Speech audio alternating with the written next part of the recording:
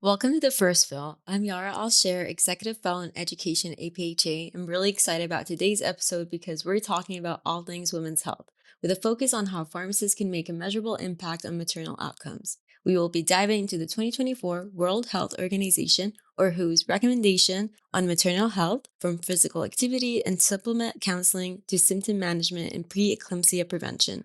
We will explore how pharmacists can support safe pregnancy through education, supplement counseling, and accessible symptom relief strategies. Before we dive in, I'd like to introduce my guests today, Katie, Meyer, and Amanda Murray. Katie and Amanda, why don't you introduce yourselves? Yeah, sure. Thanks, Yara. Hi, everyone. Katie Meyer, Senior Director of Content here at APHA. I'm super excited to dive into this topic with you. Everyone, I'm Amanda Murray. I am on an elective association management rotation with APHA, currently finishing up a PGY1 community-based pharmacy residency at Riverside Health in Newport News, Virginia. Welcome both. Thank you for being here. Let's dive in. Katie, let's start with physical activities. How can pharmacists effectively promote physical activity as part of the antenatal care?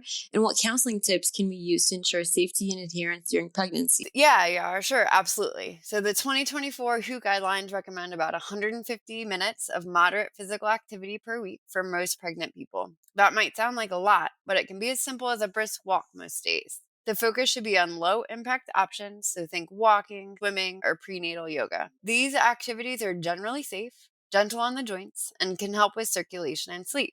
We also need to address that myth that rest or bed rest is always better. Unless specifically advised due to complications, movement is actually beneficial, and it can help reduce back pain, improve mood, and even help with labor outcomes. And of course, if someone is high risk or has pregnancy complications, it's best to check with their OB/GYN first before starting anything new. But for most, a little movement goes a long way. Thank you, Katie. Amanda, from the 2024 WHO recommendations, can you share some insights on ways pharmacists can counsel pregnant patients on iron, folic acid, and supplement timing, especially when using other medications like antacids? Sure, Yara. According to the World Health Organization, gestational anemia prevalence of 20% or higher in a population is considered a moderate public health problem. In these settings, daily supplementation is strongly recommended to prevent complications. The World Health Organization recommends daily oral supplementation with iron and folic acid at a dose of 30 milligrams to 60 milligrams of elemental iron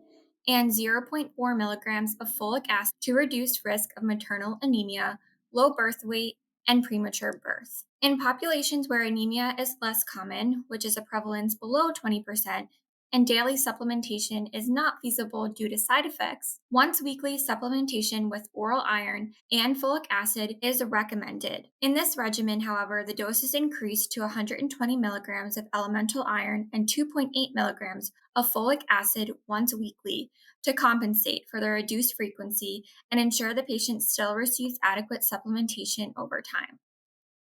Gastrointestinal side effects like nausea, constipation, or diarrhea are common with iron supplements. In these cases, formulations like ferrous bisglycinate, also known as slow iron, or ferrous gluconate, may be better tolerated and could be recommended.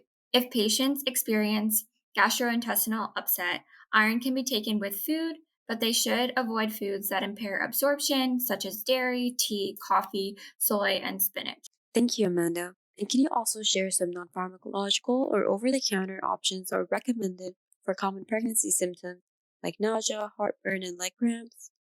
Nausea in pregnancy, it's best to start with non pharmacologic options like ginger, chamomile, vitamin B6, also known as pyridoxine, supplements, and even acupuncture has also been recommended. If non pharmacologic options are not fully helping, medications like doxalamine and metoclopramide can be considered, but those would be reserved for patients with symptoms not relieved by non pharmacologic or OTC options. Ondansetron can be used for severe cases on an individualized basis, but it's reserved only when other pharmacologic agents aren't effective due to conflicting evidence on possible birth defects with use in the first trimester. Good news is that nausea typically improves or resolves in the second half of pregnancy, so sometimes a little extra support early on is enough. For heartburn, food choices really matter. Limiting consumption of fatty foods, such as pizza or french fries, and acidic foods like orange juice may help. Other non pharmacologic options include raising the head of the bed at night. If non pharmacologic options are not enough, over the counter antacids like magnesium carbonate and aluminum hydroxide are appropriate for heartburn during pregnancy. However, to return to an earlier point about timing between medications and supplements, it's important to counsel patients that antacids can impair the absorption of those common supplements typically taken in pregnancy, including iron and folic acid, and to separate them by over 2 hours. Finally, for leg cramps, although there is limited evidence, magnesium and calcium supplementation can be considered. On the other hand, there is no evidence that therapies like muscle stretching, heat therapy, dorsiflexion of the foot, and massage show benefit. Thank you, Amanda. Katie, let's shift gears to hypertensive disorders. What are the strongest WHO recommendations in this area, and how can pharmacists contribute to prevention and emergency care? Yeah, sure, Yara. So, hypertensive disorders of pregnancy constitute one of the leading causes of maternal and perinatal mortality worldwide. Preeclampsia is a complication of pregnancy marked by high blood pressure and proteinuria that may indicate kidney damage or proteinuria. It may also involve damage to other organs. If untreated, it can progress to eclampsia, which involves life threatening seizures. Preeclampsia usually begins after 20 weeks of pregnancy in individuals who previously had normal blood pressure.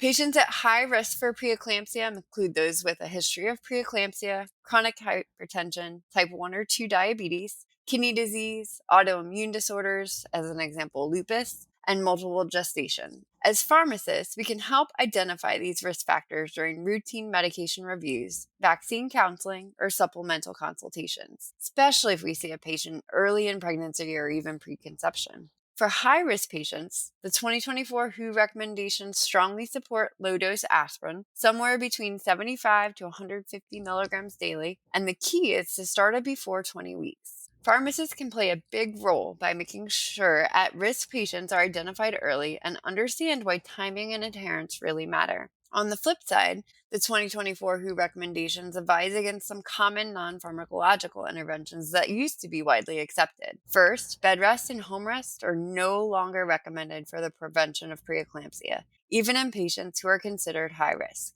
Pharmacists can help correct this misconception that bed rest is always protective. In fact, strict bed rest may do more harm than good, increasing the risk of blood clots or muscle loss. Now, that doesn't mean no rest at all, as the recommendations make it clear that individual circumstances vary. Another one to flag is salt restriction. 2024 WHO recommendations did not recommend cutting or reducing salt in pregnancy for the purpose of preventing preeclampsia.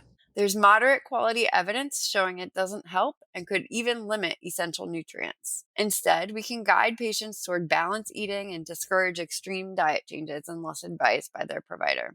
Finally, if preeclampsia becomes severe and the patient is admitted to the hospital, the treatment of choice to prevent seizures is magnesium sulfate. There are two main regimens. One involves a 4-gram IV load followed by 10 grams IM, then 5 grams IM every 4 hours. The other recommendation uses a 4-gram IV load followed by continuous infusion of 1 to 2 grams per hour via controlled infusion pump.